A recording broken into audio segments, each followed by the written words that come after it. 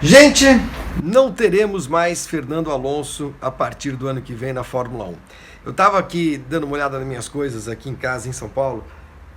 Vocês estão vendo isso aqui? Isso aqui é um mousepad da época em que o Alonso corria pela Renault. Isso lá começo dos anos 2000, né? 2002 ele foi para a Renault, como piloto de testes, 2003 já como titular, ganhou a primeira corrida. E aí, 2004, 2005, bicampeão pela Renault e essa trajetória espetacular que o Alonso construiu na Fórmula 1. Há uma tese ou um senso comum quando se fala do Alonso para tentar explicar por que um piloto com o talento dele não tem os mesmos números, por exemplo, que pilotos como Vettel, como Hamilton, Schumacher talvez ele não chegasse e tal, né, não chegasse perto, mas enfim, por que o Alonso, como um dos grandes nomes da sua geração, e são 17 anos de Fórmula 1, então ele já passou por mais de uma geração, podemos dizer isso, como um dos grandes nomes da história da categoria, por que é que ele vai deixar a Fórmula 1 apenas, e esse apenas é bem entre aspas, com 2 títulos, com 32 vitórias, com 22 poles, com 97 pódios. Claro que esses números são impressionantes para qualquer piloto, mas quando a gente olha para um cara como Alonso, sempre fica a sensação de que poderia ter conseguido mais, muito mais. E o senso comum é: Alonso foi um piloto que fez as escolhas erradas na carreira. Eu estava escrevendo sobre isso ontem no blog e cheguei à conclusão de que essa é uma meia verdade. Porque se teve um momento em que o Alonso tomou uma decisão que foi muito surpreendente, muito mesmo, foi no final de 2007, quando ele decidiu abandonar a McLaren para voltar para a Renault. Ele não suportou a convivência com o Hamilton, menos com o Hamilton, mais com o que representava o Hamilton para a McLaren, para o Ron Dennis. Enfim, ele não estava disposto a ser preterido na equipe ou ter um tratamento, não é um tratamento técnico, não é nada disso que muita gente acha que acontece na Fórmula 1, ser sacaneado, não é nada disso. Ele queria ter um tratamento de primeiro piloto ou de estrela, não primeiro piloto, mas de estrela da companhia. E ficou claro para ele que a estrela ascendente da companhia McLaren naquela ocasião, naquela época, era mesmo o Lewis Hamilton, pelo seu talento, pelo seu carisma, pela história que ele trazia com a McLaren e tudo mais. Enfim, o Alonso não estava afim de conviver com essa situação. E foi embora para a Renault. E aí muita gente diz, isso mudou a carreira dele. É verdade, ele poderia talvez ser campeão, ele, em 2008, e não Hamilton.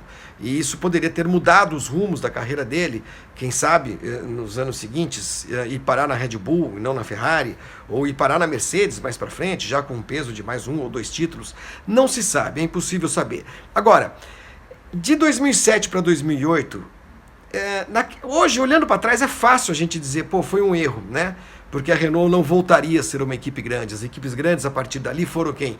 A Ferrari, a McLaren ainda durante um ano, né, pelo menos, e a Red Bull, que viria a estabelecer a sua era de domínio, e posteriormente a Mercedes.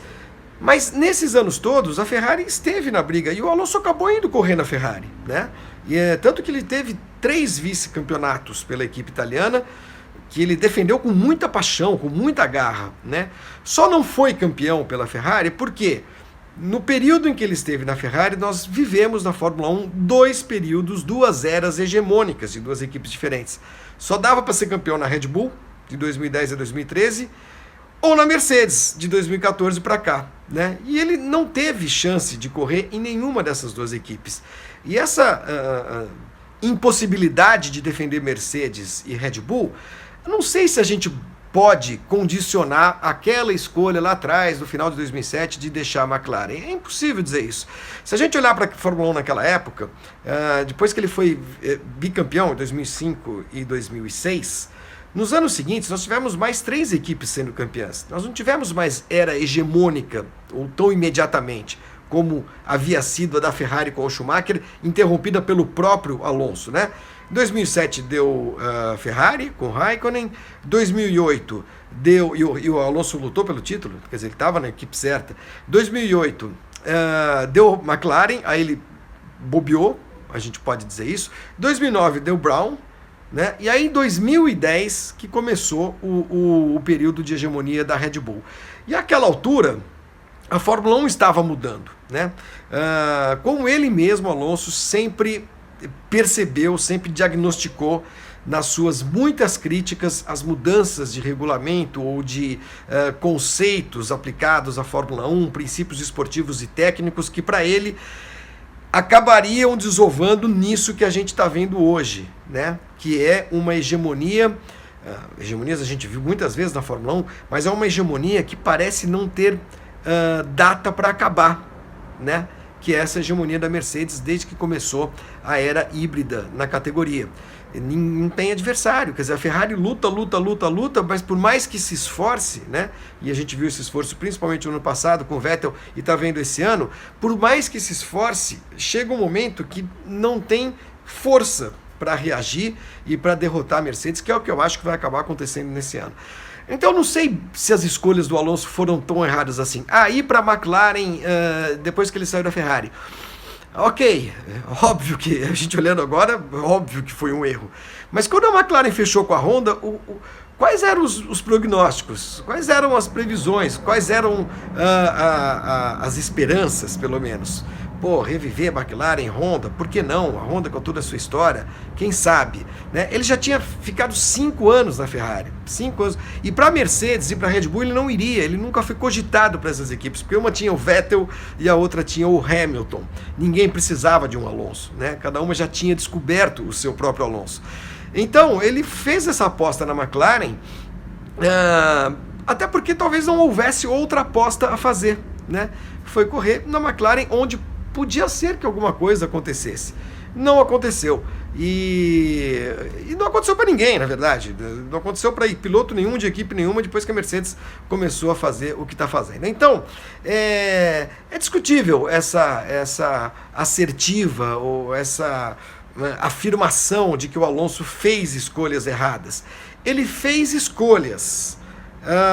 Algumas deram errado, mas muito menos por culpa dele do que por culpa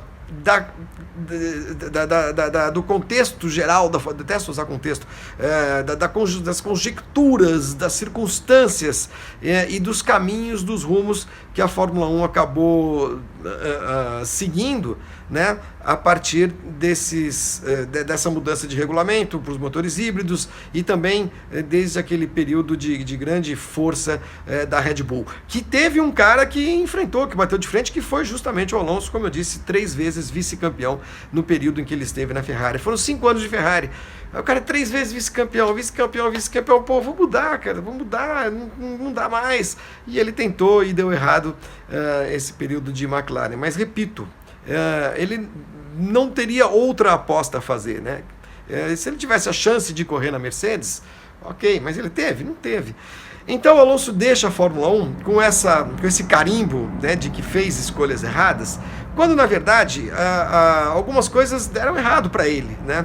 Mas menos pelas escolhas, mais pelas circunstâncias, a gente pode dizer.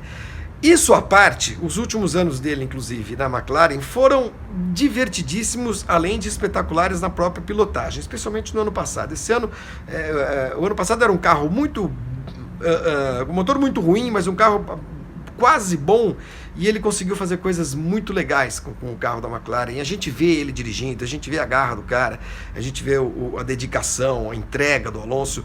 É realmente um exemplo, apesar de saber que tem um talento muito acima da média e que mesmo com esse talento acima da média, ele não tinha condição de ser campeão, de lutar por vitórias.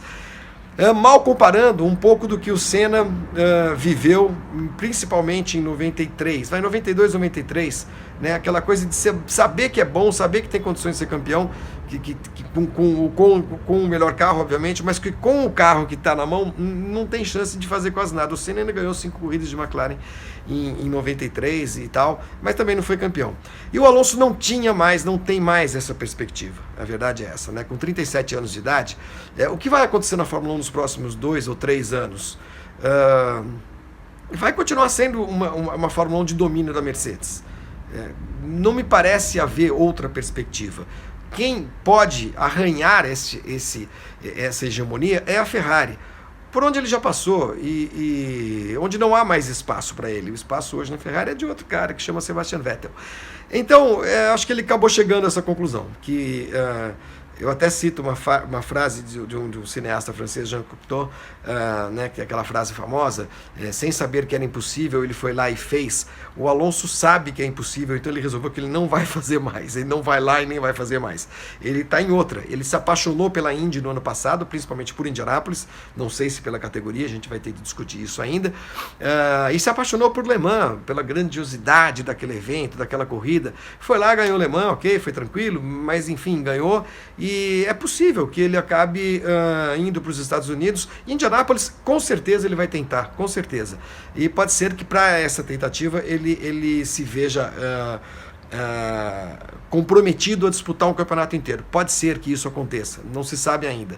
O que se sabe é que no WEC ele continua com a Toyota, é uma super temporada, né, 2018 e 2019, e que as atenções dele, obviamente, vão estar voltadas para as 500 milhas de Indianápolis do ano que vem. Como ele vai arquitetar esse projeto dele para ganhar Indianápolis, que é a grande pergunta agora, se ele vai fazer isso disputando o campeonato inteiro, ou disputando algumas provas, ou, sei lá, não tenho a menor ideia. Mas é com alguma tristeza que eu recebi a notícia, hoje todos nós gostamos de automobilismo, recebemos a notícia de que o Alonso vai deixar a Fórmula 1. A gente sempre diz, né, a nossa Fórmula 1 não vai ser mais a mesma sem fulano. Claro que ela vai ser a mesma, ela vai continuar evoluindo, outros pilotos aparecem, outros chegam, uns param, é assim com todo mundo.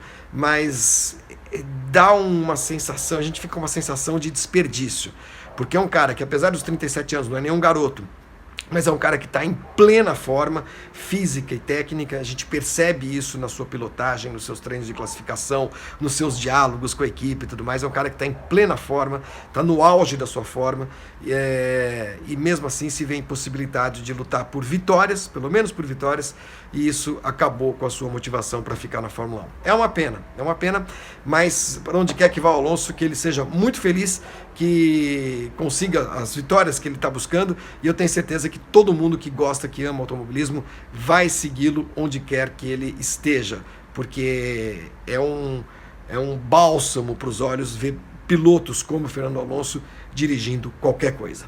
Tá bom? Valeu, gente. Bom dia, GP. Olha, interrompi minhas férias rapidamente para fazer este vídeo. Minhas férias já estão acabando. Daqui a pouco a gente entra numa rotina um pouquinho mais... aquela rotina normal, né? De GP às 10 todos os dias. Tô cheio de coisa para resolver até acabarem as minhas férias, então tô aproveitando esse mês de agosto para isso, tá bom? Mas hoje a gente, claro, não podia deixar de falar sobre este que para mim esta que para mim é a grande notícia do esporte mundial no ano, né?